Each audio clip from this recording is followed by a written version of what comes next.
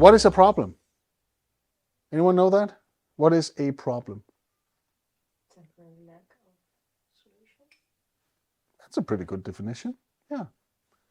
Frozen moment in time that left you in that position, right? Where you felt like something is missing right here. I don't know what it is.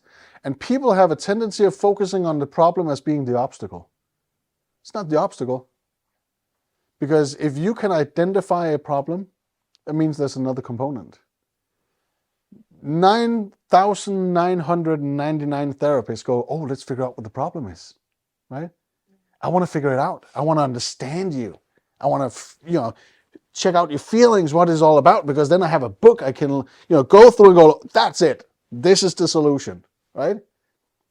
Because we want to understand the client. We want to think like they think. We want to step in their, footprints so we know. That's the only thing you can do wrong, because you will never understand them. You might understand the word. So mention a problem that would be a problem to a client. Anything. Anyone? A regular client. Lack of confidence. That is a problem, isn't it? But it isn't. Because when you say lack of confidence, in all your references from your life, all the situations you've been through and only you've been through, you know what lack of confidence means, right? And you probably have multiple situations that triggers you in a way so you would know how to identify lack of confidence, right? I would say, so if we separate you from all the rest, and I would go, so you know what lack of confidence is, right? On a regular basis, everyone would go, yeah, we know.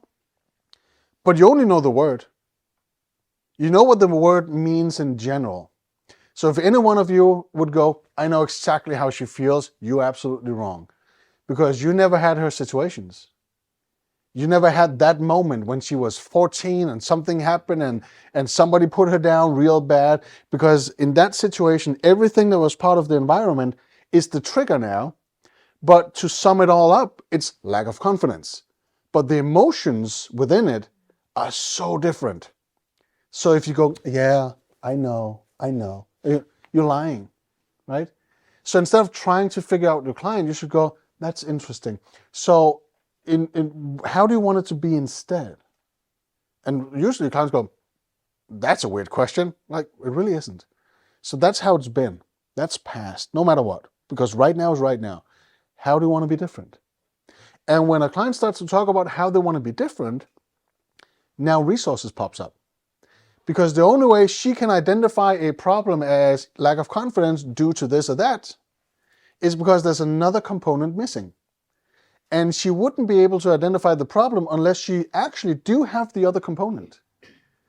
But the way the genetics in our brain are built, our DNA, even the way the cells work and the neural networks in our brain is to figure out what is the biggest danger in the room. Fight or flight. That's it. Still works. It's not just back in the old mammoth and saber-toothed tiger days where we went hunting for weeks. No, it has nothing to do with that. We still think the same way. Why? Because you're protecting yourself. And that's not a bad thing.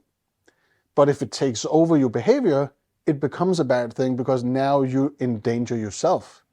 Nothing else does. But if you keep limiting your behavior and you're standing in a corner like, oh, I don't know what it is, you're probably going to miss out that you're on a ledge and you might fall over.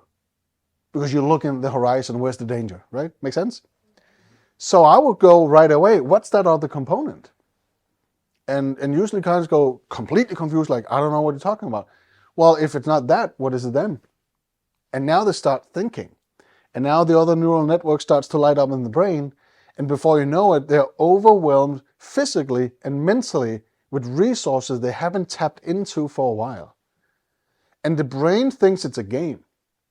So the brain goes, oh, that's interesting. And now new parts of the brain starts to light up in different places. And that teeny tiny part that used to be the problem ends up being swallowed by that. And then suddenly when she's all filled up with the resource, find it.